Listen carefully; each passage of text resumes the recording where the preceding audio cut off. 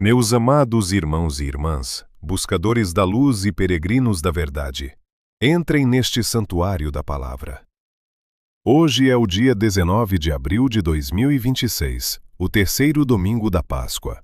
Um tempo onde a luz da ressurreição deve, por direito divino, dissipar as brumas da nossa incerteza. Imaginem, se puderem, o peso do silêncio que pairava sobre Jerusalém naquele primeiro dia da semana.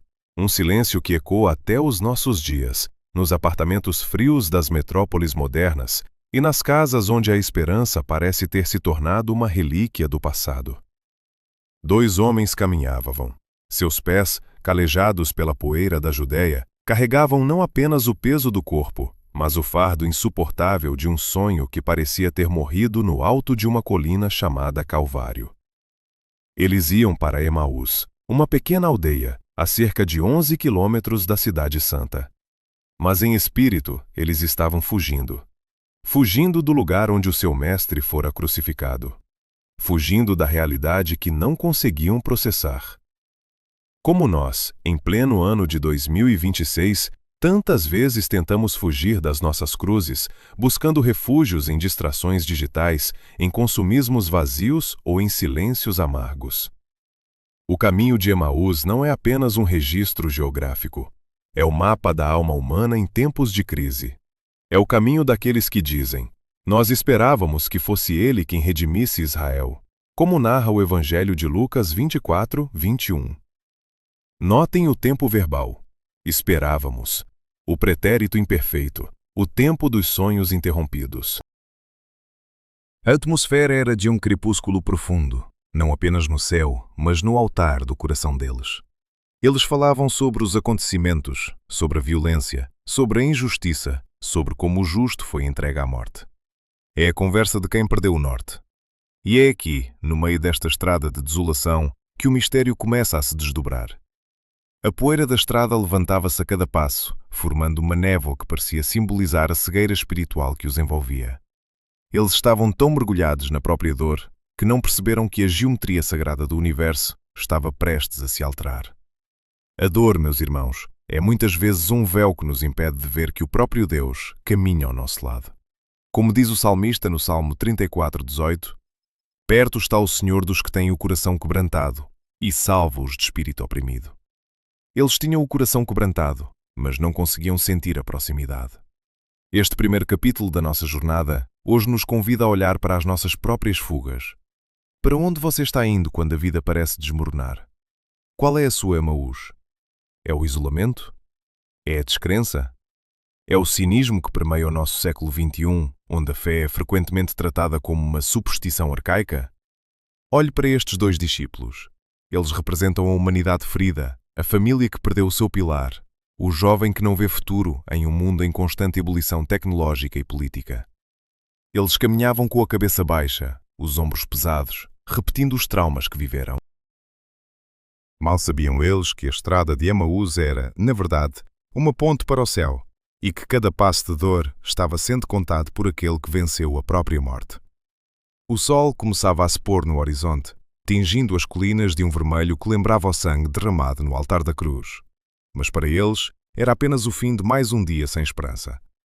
Mas no reino de Deus, o fim do dia é muitas vezes o começo da eternidade. Eles não estavam sozinhos, embora se sentissem abandonados.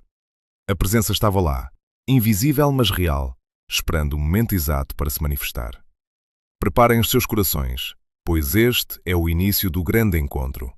O altar da estrada está sendo montado e o sacrifício vivo está prestes a se aproximar da nossa própria cegueira. Enquanto os dois discípulos arrastavam suas sombras alongadas pelo sol poente, um terceiro vulto se aproximou. Ele não surgiu como um trovão ou um relâmpago que rasga o firmamento, mas como uma brisa suave que se mistura ao pó da estrada. E aconteceu que, enquanto conversavam e discutiam entre si, o próprio Jesus se aproximou e ia com eles. Diz-nos a Escritura em Lucas 24:15. Mas aqui reside o mistério que desafia a nossa lógica humana. Os seus olhos, porém, estavam como que impedidos de o reconhecer. Que véu é este, meus irmãos, que se interpõe entre a criatura e o Criador?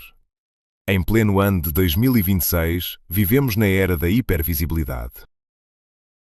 Temos câmaras em cada esquina, satélites que mapeiam cada centímetro da Terra e telas que brilham em nossas mãos dia e noite. No entanto, nunca fomos tão cegos para a presença real que caminha ao nosso lado. O estranho de Emaús caminha hoje pelos corredores dos hospitais, pelas filas de emprego, pelas salas de estar onde as famílias se sentam juntas, mas permanecem mundos à parte, cada um em seu casulo digital. O mestre aproxima-se e faz a pergunta que abre as feridas para que a cura possa entrar.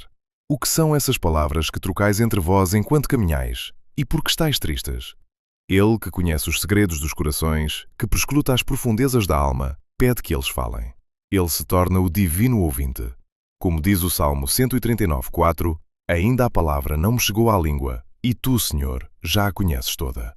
No entanto, Ele quer ouvir a nossa voz. A oração não é para informar a Deus o que Ele não sabe, mas para esvaziar o nosso coração do entulho para que Ele possa preenchê-lo com a sua luz. Cleófas, com o rosto marcado pela decepção, para e olha para o estranho com uma mistura de espanto e piedade. És tu o único forasteiro em Jerusalém que não sabe o que lá aconteceu nestes dias? Que ironia sublime! Eles tentam explicar o mistério da salvação ao autor da vida. Eles narram a tragédia de Jesus de Nazaré, o profeta poderoso em obras e palavras que foi entregue à morte. Eles descrevem a cruz como um ponto final, enquanto o próprio vencedor da morte está ali, ouvindo a sua própria história ser contada como um fracasso.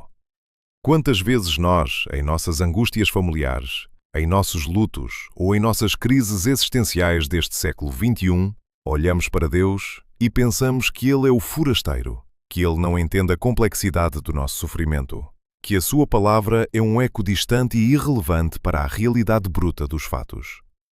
Nós nos tornamos os narradores da nossa própria desgraça, esquecendo-nos de que o autor da vida já escreveu o capítulo da vitória. O caminho de Emaús torna-se assim um confessionário a céu aberto.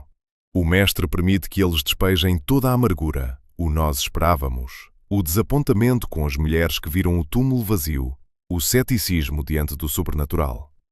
Ele caminha no ritmo deles, nem um passo à frente, nem um passo atrás. Esta é a pedagogia do amor. Deus se adapta à nossa lentidão para nos levar à sua eternidade. No cenário de 2026, onde tudo é instantâneo e a paciência é uma virtude esquecida, Cristo nos ensina a arte de caminhar. Ele não os repreende imediatamente. Ele os acolhe na sua humanidade ferida. O sol continua a descer e a estrada torna-se um corredor entre o que eles pensavam saber e o que estavam prestes a descobrir. A luz que atinge as colinas de Emaús é a mesma que, séculos antes, iluminou o deserto do Sinai. O estranho prepara-se para transformar aquela conversa informal em uma liturgia da palavra, mostrando que cada sofrimento, cada gota de sangue e cada lágrima derramada na história humana estava prevista no altar do plano divino. Eles viam apenas o cadáver de um sonho. Cristo via o nascimento de uma nova criação. Preparem-se, pois o estranho vai começar a abrir as Escrituras, e o que era gelo no peito desses homens começará a sentir o primeiro calor de um fogo que nunca se apaga. Então, aquele que parecia um simples viajante, um forasteiro nas tramas do tempo, tomou a palavra. E quando ele falou, a atmosfera daquela estrada de poeira e pedras começou a vibrar com uma frequência celestial. Ó nécios e tardos de coração, para crerem tudo o que os profetas disseram, exclamou ele, não com o tom de quem condena, mas com a autoridade de quem acorda um filho de um pesadelo terrível. Imaginem o impacto dessas palavras no silêncio do crepúsculo. Não era necessário que o Cristo padecesse estas coisas e entrasse na sua glória, diz o Evangelho de Lucas 24:26. Aqui, meus irmãos, o Mestre começa a erguer a ponte que liga o Antigo Testamento ao novo amanhecer da humanidade. Ele começou por Moisés, percorrendo todos os profetas, explicando-lhes o que dele se dizia em todas as Escrituras. Imaginem este momento, a maior aula de teologia e história da humanidade acontecendo em movimento sob o céu de Israel. Ele mostrou que a cruz não foi um acidente de percurso, não foi uma derrota política, mas o ápice de um plano arquitetado antes da fundação do mundo. Ele falou do Cordeiro de Abel, cujo sangue clamava por justiça. Ele falou de Isaac, carregando a lenha para o próprio sacrifício no Monte Moriá. Ele falou da serpente de bronze erguida no deserto, para que todos os que olhassem fossem curados. No altar da palavra, Cristo estava revelando que cada gota de sangue vertida na história sagrada era um prenúncio do seu próprio altar. Para nós que vivemos no turbilhão de 2026, esta lição é um bálsamo e um desafio. Vivemos numa era de informação instantânea, onde o conhecimento humano dobra de volume a cada poucos meses, graças à inteligência artificial e à conectividade total. Mas onde o sentido da vida parece cada vez mais fragmentado. Somos, muitas vezes, tardos de coração. Temos os dados, mas não temos a sabedoria. Temos o mapa, mas perdemos o caminho. Cristo nos chama hoje, através desta narrativa, a mergulhar nas raízes da nossa fé para entender o nosso presente. Como diz o Salmo 119, 105, lâmpada para os meus pés é tua palavra e luz para o meu caminho. O estranho estava acendendo essa lâmpada. Enquanto ele falava sobre Isaías e o servo sofredor, ele foi ferido por causa das nossas transgressões e moído por causa das nossas iniquidades. O castigo que nos traz a paz estava sobre ele, e pelas suas pisaduras fomos sarados. Isaías 53, 5. Algo estranho e maravilhoso acontecia no peito daqueles dois homens. O frio da dúvida, que os congelava desde a Sexta-feira Santa, começava a derreter. Cada palavra do Mestre era como um carvão em brasa retirado do altar de Deus e colocado sobre os seus corações. Eles não sabiam ainda quem ele era, mas a palavra estava fazendo a sua obra. A palavra de Deus é viva e eficaz, e mais cortante do que qualquer espada de dois gumes, diz a carta aos Hebreus. E naquela estrada, ela estava cortando o véu da tristeza e da incredulidade. Eles começaram a perceber que o sofrimento tem um propósito, que a dor pode ser redentora e que no reino de Deus o caminho para a glória passa obrigatoriamente pelo sacrifício. Para as famílias de 2026, que enfrentam crises que parecem intransponíveis, divórcios emocionais, a solidão dos jovens mergulhados em realidades virtuais e a ansiedade de um futuro incerto, a explicação de Cristo é o âncora. Ele nos ensina que a história não é um caos de eventos aleatórios, mas uma tapeçaria divina onde cada fio, mesmo o mais escuro, contribui para a beleza final da redenção. O sol já se escondia quase totalmente atrás das montanhas, tingindo as nuvens com uma tonalidade de púrpura real, a cor da realeza que sofre. O diálogo avançava e a escuridão física que caía sobre a terra era combatida por uma luz interna que crescia neles. Eles não queriam que ele parasse de falar. Cada profecia explicada era como um selo que se rompia, revelando que o amor de Deus é mais forte que a morte.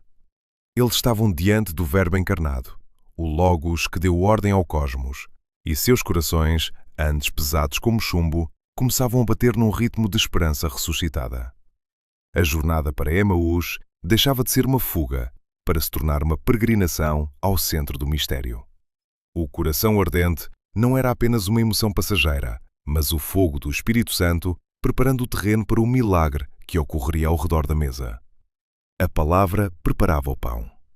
Ao aproximarem-se da pequena aldeia de Emaús, o sol já se despedia, lançando seus últimos raios dourados sobre as oliveiras e as casas de pedra.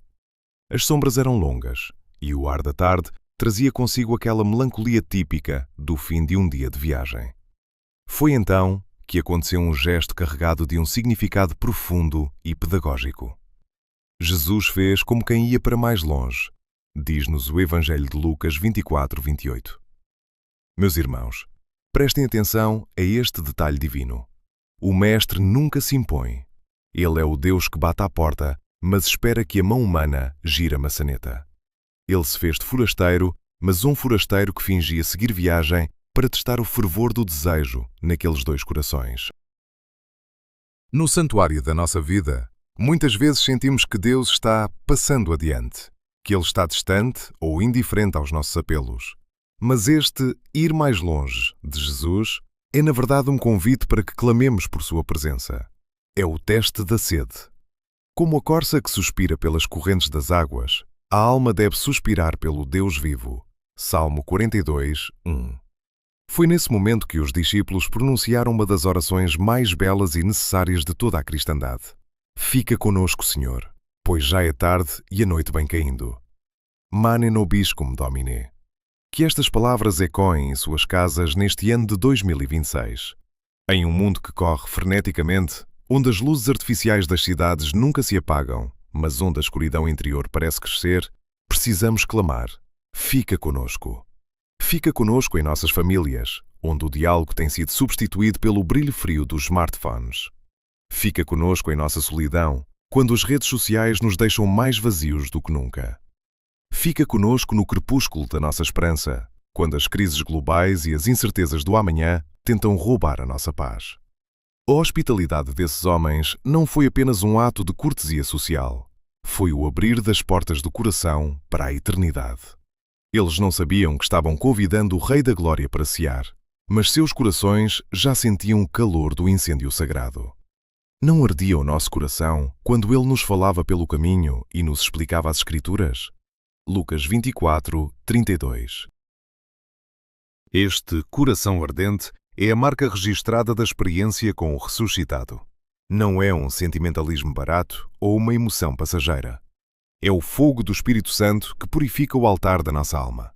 O profeta Jeremias já conhecia esse sentimento quando disse: havia no meu coração como um fogo ardente, encerrado nos meus ossos. E cansei-me de sofrer, e não pude. Jeremias 20, 9. Meus amados, o que o mundo de hoje mais precisa não são de novas teorias, mas de corações que ardem. Corações que ardem de caridade, corações que ardem de zelo pela verdade, corações que ardem no desejo de ver a face de Deus. Imaginem a cena. Eles entram na pequena casa. O ambiente é simples, talvez iluminado apenas por uma lamparina de azeite. O cheiro do pão recém-assado se mistura ao aroma da terra úmida da noite que chega. O estranho, que antes explicava os segredos dos céus, agora senta-se à mesa da terra. Há uma tensão sagrada no ar.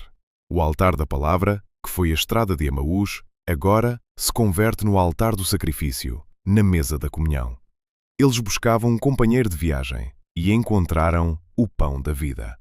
No contexto de 2026, onde a fome de sentido é a maior epidemia da humanidade, esta cena nos ensina que o encontro real acontece no entre o convite e a aceitação, entre o caminhar e o sentar-se à mesa. Jesus entrou para ficar com eles. Ele não é um Deus de passagens rápidas. Ele é o Deus da habitação. Eis que estou à porta e bato. Se alguém ouvir a minha voz e abrir a porta, entrarei em sua casa e cearei com ele, e ele comigo. Apocalipse 3, 20. Esta promessa se cumpre plenamente naquele lar em Emaús. Os discípulos, ainda envoltos no mistério, preparam a mesa. Eles oferecem o que têm: o pão, o vinho, o abrigo. E Jesus, em sua infinita humildade, aceita ser o hóspede de suas próprias criaturas. Mas algo está prestes a mudar. A ordem natural das coisas será subvertida pelo toque do transcendente. O hóspede se tornará o anfitrião. O que convida passará a ser alimentado. A escuridão da noite lá fora nada poderá contra a luz que agora brilha dentro daquela casa. Preparem-se agora para o momento culminante, o instante em que o véu finalmente cai e a realidade se revela em toda a sua glória eucarística. O coração que ardia está prestes a se tornar o olho que vê. Neste quinto ato da nossa sagrada peregrinação, chegamos ao coração do mistério, ao santo dos santos da experiência humana com o divino. O cenário é de uma simplicidade absoluta. Uma mesa de madeira tosca, alguns utensílios de barro, o crepúsculo espiando pelas frestas da janela e 3 homens sentados. Mas o que está prestes a acontecer transformará este humilde lar em um altar que une a terra ao céu. E aconteceu que, estando com eles à mesa, tomou o pão e abençoou-o e partiu-o e deu-lhe. Relata o Evangelho de Lucas 24, 30. Observem a coreografia da graça nestes 4 verbos: tomar, abençoar, partir e dar. São os mesmos movimentos realizados na multiplicação dos pães e, de forma sacrossanta, na última ceia. É aqui que o véu se rasga. O estranho, que fora convidado como hóspede, assume subitamente o lugar de anfitrião. Ele não pede licença, ele toma a iniciativa, porque ele é o dono da vida. No exato momento em que o som do pão sendo partido ecoa naquela sala pequena, algo rompe no espírito de Cleófas e de seu companheiro. O som do pão partindo foi o trovão que dissipou a tempestade da dúvida. Abriram-se-lhes então os olhos e o reconheceram. Não foi apenas um reconhecimento visual das feições de Jesus, mas um reconhecimento ontológico, profundo, de que a vida venceu a morte. Naquela fração do pão, eles viram as marcas dos cravos, viram o amor que se deixa quebrar para alimentar a multidão faminta. No contexto deste ano de 2026, onde vivemos mergulhados em uma cultura do descarte e onde a realidade é constantemente mediada por filtros e algoritmos que distorcem a verdade, o gesto de Jesus é o âncora da realidade última. A Eucaristia é o antídoto contra a virtualização da alma. Enquanto o mundo nos oferece conexões sem corpo e prazeres sem sacrifício, o ressuscitado nos oferece sua carne e seu sangue, sob as espécies do pão e do vinho. Ele nos ensina que o sagrado se manifesta no concreto, no ato de partilhar, na presença física que nenhuma tecnologia pode substituir. Eu sou o pão vivo que desceu do céu. Se alguém comer deste pão, viverá para sempre, disse ele em João 6:51. Em Emaús, essa promessa se torna o banquete da ressurreição. Mas notem o detalhe sublime e misterioso. No exato instante em que o reconheceram, ele desapareceu da presença deles. Por que, Senhor? Por que te retiras no momento do encontro? Meus amados, aqui reside uma lição de profundidade abissal para a nossa fé moderna. Jesus desaparece dos olhos físicos para habitar nos olhos da alma e no pão que ficou sobre a mesa. Ele deixa de estar diante deles para estar dentro deles. Ele nos ensina que a sua presença agora é sacramental e mística. No altar das nossas igrejas e no altar das nossas casas, ele continua presente, invisível aos sentidos, mas vibrante para o coração que arde. Em 2026, enfrentamos a Noite da Fé, onde Deus parece ausente dos grandes palcos da geopolítica e das decisões humanas.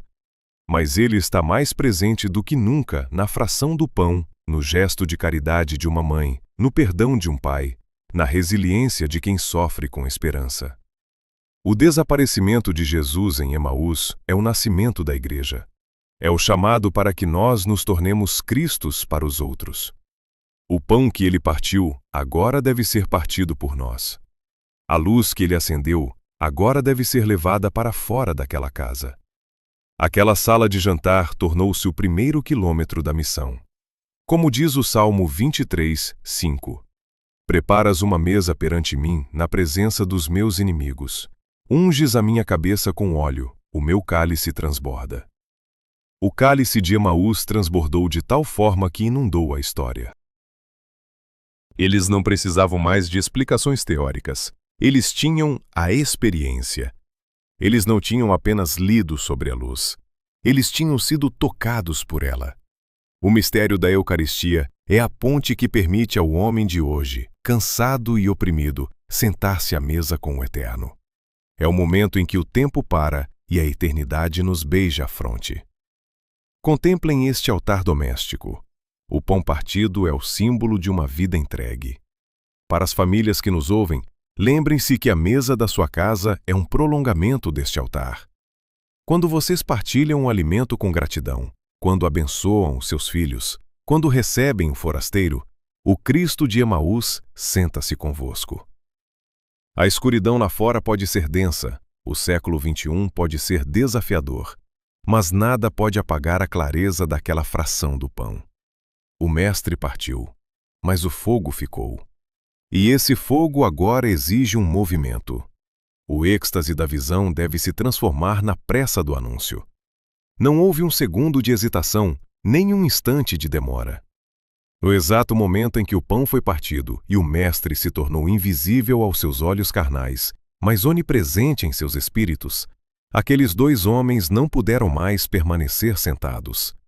A noite, que antes era o motivo para buscarem abrigo, já não os assustava. O frio do deserto, a escuridão dos caminhos sinuosos, o perigo dos salteadores. Tudo isso empalideceu diante do incêndio que devorava seus peitos. E na mesma hora, levantando-se, tornaram para Jerusalém. Diz a Escritura em Lucas 24:33. Meus amados, observem a radicalidade deste movimento. Eles percorreram em poucas horas, correndo sob o luar, o caminho que levaram o dia todo para trilhar com passos pesados. A tristeza é lenta, mas a esperança tem asas. O caminho de Emaús, que era uma rota de fuga, transformou-se instantaneamente na rodovia da redenção. Eles voltavam para o centro do conflito, para o lugar do medo, para a Jerusalém que matara o seu Senhor. Mas voltavam como homens novos, como portadores de uma notícia que mudaria o eixo da história humana. Como diz o Salmo 126:5, os que semeiam com lágrimas segarão com alegria. Eles semearam lágrimas na ida. Agora colhiam o júbilo da ressurreição na volta. Ao chegarem ao cenáculo, ofegantes e com os corações batendo no ritmo da eternidade, encontraram os 11 reunidos. Antes mesmo que pudessem falar, ouviram a confirmação da comunidade. Ressuscitou verdadeiramente o Senhor. E eles então contaram o que lhes acontecera no caminho e como o reconheceram no partir do pão. Este é o nascimento da Igreja Missionária. A experiência individual torna-se comunhão. O encontro pessoal com o Cristo no altar da vida exige o testemunho público no altar do mundo. Agora, olhemos para o nosso 2026. Vivemos em uma Jerusalém globalizada, onde a fé é cercada por muros de indiferença e o cinismo parece ser a língua oficial. O desafio de hoje não é apenas saber que Ele ressuscitou, mas correr de volta para as nossas famílias, para os nossos trabalhos e para as nossas redes digitais para anunciar que a morte não tem a última palavra. Em um mundo fragmentado por crises climáticas, tensões políticas e a solidão profunda de uma humanidade que se esqueceu de como partir o pão, o cristão de Emaús é chamado a ser o coração ardente que aquece o frio alheio. A sua casa, neste terceiro domingo da Páscoa, deve ser esse cenáculo. Onde houver um pai que perdoa, onde houver uma mãe que reza, onde houver um jovem que escolhe a verdade em vez do like vazio, ali o Cristo de Emaús está sendo anunciado. Não permitam que o fogo se apague. A ponte para o céu, que mencionamos no início desta jornada, está agora totalmente construída sobre os pilares da palavra e da Eucaristia. Nós não somos mais órfãos de um profeta morto. Somos embaixadores de um rei vivo. Como está escrito em Mateus 28:20, e eis que eu estou convosco todos os dias, até a consumação dos séculos. Esta promessa não é um conceito abstrato. É a realidade bruta e gloriosa que sustentou os mártires, que guiou os santos e que hoje deve guiar cada um de vocês. Imaginem o brilho nos olhos de Cleófas ao abraçar Pedro. Esse brilho deve ser o nosso. A nossa linguagem, o nosso storytelling cristão para o século XXI deve ser impregnado dessa urgência divina. Não há tempo para a mornidão. O mundo está em chamas, e só o fogo do Espírito pode purificar esse incêndio.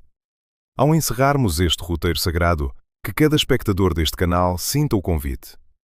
Não fique em Emaús escondido. Volte para Jerusalém. Volte para a luta. Volte para a caridade. Volte para a oração fervorosa. O Mestre caminha conosco. Ele abre as Escrituras para nós e Ele se dá a nós no pão. A escuridão da noite de 2026 não pode vencer a alvorada que começou naquele pequeno vilarejo. Que a bênção do Deus Todo-Poderoso, Pai, Filho e Espírito Santo, desça sobre vós e permaneça para sempre. O altar está pronto, o sacrifício foi aceito e a tumba está vazia. Ide e anunciai. Ele vive, Ele reina e Ele voltará em glória. O caminho de Emaús termina aqui, mas a missão da vossa vida está apenas começando. Que o vosso coração continue a arder, hoje, amanhã e por toda a eternidade. Amém.